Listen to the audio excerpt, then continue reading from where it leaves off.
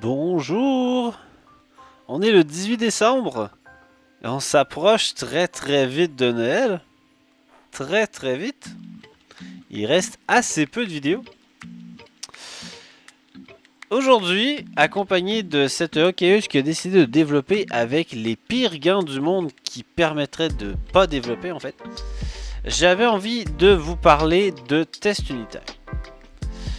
Pourquoi? Parce que déjà je trouve ça important, parce qu'on n'en fait pas assez, parce que j'ai envie d'essayer de vous convaincre d'en faire.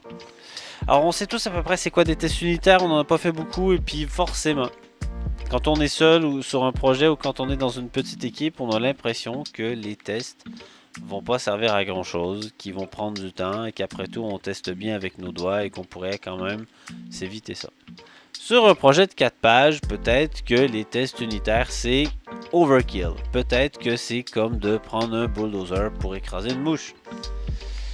Mais vous allez forcément travailler dans certains projets où il y aura une équipe plus grande, un nombre de lignes de code beaucoup plus grand, et là on s'interroge réellement sur l'effet que ça peut avoir. Et non seulement on a quand même l'intuition que ça va être bon, mais en plus de ça, on se dit quand même que ça doit être mesurable. Comment est-ce qu'on fait pour pouvoir mesurer l'efficacité des tests unitaires? J'ai essayé de trouver des articles pour vous et ça a été difficile. Je suis tombé sur cet article tout d'abord de Octo. Alors c'est un article qui date, je vais retrouver la date exacte, qui date de 2010. Donc quand même ça date un peu. C'est un article qui rapporte en fait une étude qui a été faite par Microsoft on the effectiveness of unit test automation at Microsoft, qui date de 2009 et qui a permis de faire une étude sur 2 ans autour de 1200 kilolignes de code. On parle de kilolignes de code, donc ça veut dire 1 200 000 lignes de code. C'est énorme, énorme. Et en même temps, ça me paraît pas tant que ça, mais c'est quand même énorme. Sur des projets en C#. Alors, on pourrait parler de plein de choses. Je vais quand même pas vous lire l'article. Je vais vous donner le lien en description, évidemment. Ce qui m'intéresse le plus, c'est cette partie-là, notamment dans ce tableau, ça ici. La comparaison. On a ici un nombre x, y, z. C'est genre le nombre mis au départ du nombre de bugs par ligne de code. Donc trouver un espèce de chiffre qui représente le nombre de bugs par ligne de code dans un projet à un instant T, avant qu'on fasse des tests unitaires dedans. Après avoir fait des tests unitaires pendant un certain temps, on réalise que le nombre de bugs par ligne de code au quotidien, enfin au fur et à mesure que le projet évolue, est rendu à 0,38 fois ce que c'était avant. C'est-à-dire qu'on a fait une réduction de 62%. Et ici, il est réduit à 0,09 fois ce que c'était avant. Donc on a fait une réduction de 91%. Alors je n'en ai pas parlé, je me suis concentré sur les 3 colonnes qu'il y a là. On est bien sur Windows, MSN et Visual Studio. On parle bien du vrai MSN qui était encore développé avant 2010. C'est disparu après 2010. Et Visual Studio, on parle toujours pas de Visual Studio Code qui est sorti en 2015, mais bien de l'ancien Visual Studio, le truc d'origine. Et ce qui est intéressant là, c'est de voir quand même le nombre de bugs réduit. C'est juste fou. C'est juste fou. Alors c'est une étude dans le code Microsoft sur des cas quand même vraiment qui les concernent eux. Et réduire les bugs chez Microsoft, il y aura toujours quelqu'un pour troller et dire « Ah, mais c'était facile, il y a de la marge !» Ben ouais, peut-être. En attendant, ils ont quand même fait une petite prouesse simplement en venant mettre des tests automatiques. On arrive quand même à des leçons retenues intéressantes. La mise en place de tests unitaires doit être une volonté du management. Ça sert à rien de commencer à vouloir faire des tests si tout le monde ne veut pas en faire. Il faut absolument que ça vienne d'en haut pour que ce soit imposé à tout le monde. Le coût d'écriture et de maintenance des tests unitaires doit faire partie du budget. Bah ouais, puisque ça demande quand même un peu de temps supplémentaire. D'ailleurs, je pense que c'est ce que représente la dernière ligne qui est là. Increase in development time. Donc, il semblerait que ça prenne plus de temps pour faire les choses. Mais on a quand même moins de bugs. Mais je suis pas sûr de comment je dois l'interpréter. Et j'avoue qu'il faudrait que j'aille lire l'étude vraiment pour bien comprendre le contexte de Increase in Development Time. Toujours est-il que la testabilité du code doit faire partie des objectifs de l'architecture et du design de l'application. La couverture du code par les tests doit être mesurée, les résultats doivent être visibles et communiqués. Mais vraiment, faut être capable de pouvoir dire, regardez, les tests nous ont permis de... Et que ce soit mesurable. Les tests ne sont pas la propriété des développeurs, chaque membre de l'équipe doit pouvoir contribuer. Ça me paraît évident. L'exécution de l'ensemble des tests doit être une opération simple et rapide. Je lance une commande, ça marche. J'ai un résultat. Je ne suis pas supposé avoir 50 000 options à faire, à choisir. Et je peux avoir des options, d'accord, pour peut-être vouloir tester un seul contrôleur, par exemple. Mais il faut que j'ai la possibilité de lancer tous les tests super rapidement. C'est essentiel. Donc ça, c'est un premier article que j'ai eu pas trop de mal à trouver, mais un peu quand même, s'il date quand même de 2010. J'ai pas réussi à trouver d'informations récentes. Ça a été difficile. Des études récentes qui permettent d'analyser vraiment comment se passait la vie dans un projet avant qu'on fasse des tests et après qu'on fasse des tests, c'est pas évident. Là, on est chez Microsoft, donc on est à une échelle industrielle. On parle de 32 développeurs et 15 testeurs. Ah oui, parce qu'il y a quand même eu des tests. Il y a quand même eu des tests faits par des humains.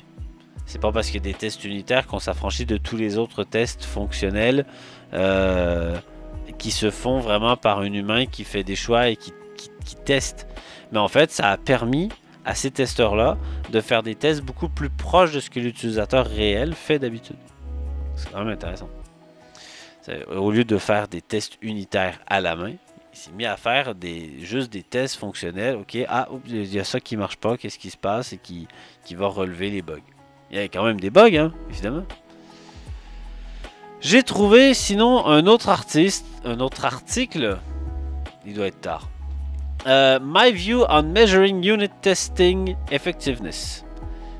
Donc c'est le point de vue d'un auteur sur comment est-ce qu'on pourrait réussir à mesurer l'efficacité des tests unitaires. C'était un article aussi plutôt intéressant qui amène une notion qui pourrait vous aider à faire des tests de bonne qualité. Je vous ai parlé de Code Smell récemment, et bien voici les test smells. Donc les mauvaises odeurs de test. Mystery guest, ça ressemble à mystery variables. Resource optimization, test run war, general fixture, eager test, lazy test, assertion roulette, indirect testing, for testers only, sensitive equality end. Sensitive equality end, je l'ai lu de travers celle-là parce que tout à l'heure, parce que je vois pas le sens. Bon, c'est pas très important.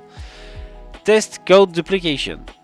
Je pense que la plupart, on peut les deviner. Le fait qu'ils aient un nom, exactement comme pour les code smell, nous aide à identifier de quoi il s'agit et devrait vous aider à faire de meilleurs tests. Par exemple, General Fixture. Je suppose que c'est lié. Alors, il y a un petit détail ici, hein, mais que c'est lié au fait d'avoir des fixtures qui sont un peu trop génériques. Alors que ça serait peut-être intéressant d'avoir des fixtures qui couvrent les cas particuliers. Qu'est-ce que j'ai vu? For testers only. Genre, on aurait des trucs trop spécifiques juste pour le test, qu'on est sûr que ça marche en test. Mais dans les conditions réelles, finalement, il y a quand même un bug. C'est un problème. Ça sert à rien de tester un truc qui ne fonctionne que pour des tests. C'est pas dans les tests je veux que ça fonctionne, c'est dans la réalité, sur le terrain. Quand un utilisateur se sert de mon appli. Bon, voilà. Je vais pas aller beaucoup plus loin, mais les test smells, c'était une piste intéressante. En fait, je réalise que plus je creuse à propos des tests, plus je réalise que c'est quasiment une autre forme de dev. C'est une forme de dev où on va développer quelque chose qui sert à tester autre chose et ça fait partie du même projet et il nous faudrait quasiment des développeurs dédiés à chaque fois. C'est ce qui arrive parfois, qu'il y a des équipes où il y a un développeur qui ne fait que des tests. Ça arrive aussi parfois que dans une équipe, on va avoir deux personnes qui vont réaliser une user story et il y en a un qui va faire les tests d'abord et l'autre qui va faire la fonctionnalité. Ou l'inverse, ou alors ils font les deux en même temps, ils mettent leur travail en commun, et puis après on voit bien ce qui se passe. Bon, c'est différentes techniques de travail. Toujours est-il que j'ai l'impression qu'il faut vraiment des experts du code, du test, des experts du test, parce que il y a plein de techniques, il y a plein d'approches et il y a plein de stratégies. Qu'est-ce que je teste? Pourquoi est-ce que là j'ai un booléen et je vais me permettre de tester que c'est un booléen? Non, je suis peut-être trop sûr que c'est un booléen. Est-ce que je dois le tester ou pas? Ah, je me pose des questions. Je m'interroge moi tout le temps. Il me manque des choses à propos des tests. C'est quelque chose qu'il va falloir que j'approfondisse les tests. Parce qu'au moment où je vais en écrire, des fois, je me dis que les 5 tests que j'ai fait sur une page, c'est certainement pas assez. Alors, il y a une piste quand même que je peux vous donner aujourd'hui, c'est que si vous voulez faire des tests, essayez de réfléchir vos tests en fonction des user stories. Vérifiez au moins que vos user stories sont respectées. Ça fait pas tout. C'est quand même une première étape. Si la user story vous dit que, en tant que visiteur, je veux pouvoir accéder à un formulaire de login afin de me connecter, là, vous savez, user story classique. Vous allez faire le test qui permet de vérifier que quand on est un utilisateur non connecté, on a accès au formulaire de login. C'est déjà bien. Puis après, vous pourrez faire aussi la user story qui vérifie les autres comportements. Quand je suis connecté et que j'arrive sur le /login, qu'est-ce qui se passe? Ce genre de choses. Donc, 2 articles principaux que j'ai trouvé plutôt intéressants sur l'efficacité des tests unitaires et comment les mesurer et quel genre de résultats on peut en obtenir. Ça va loin, ça creuse loin. Mon message principal aujourd'hui, c'est de vous dire, mais faites des tests. Faites des tests même si vous n'avez pas envie. Des fois, il faut surtout pas reculer devant la difficulté. C'est d'ailleurs la philosophie de certains. Reculer devant la difficulté, à quelque part, c'est finalement se mettre en position de se dire non, ma limite elle est là, j'ai pas envie d'aller plus loin, je ne souhaite pas me surpasser. Moi je vous encourage à vous surpasser. Je vous dis pas de faire ça tous les jours parce que vous allez péter un plomb, mais je vous encourage tout de même à vous surpasser, ne serait-ce que pour avoir l'expérience qui va vous permettre de toujours faire de meilleurs tests. Voilà, j'ai sûrement encore beaucoup parlé aujourd'hui alors que j'avais que 2 pages à vous présenter. Je vous remercie encore énormément de votre écoute. Bonne journée!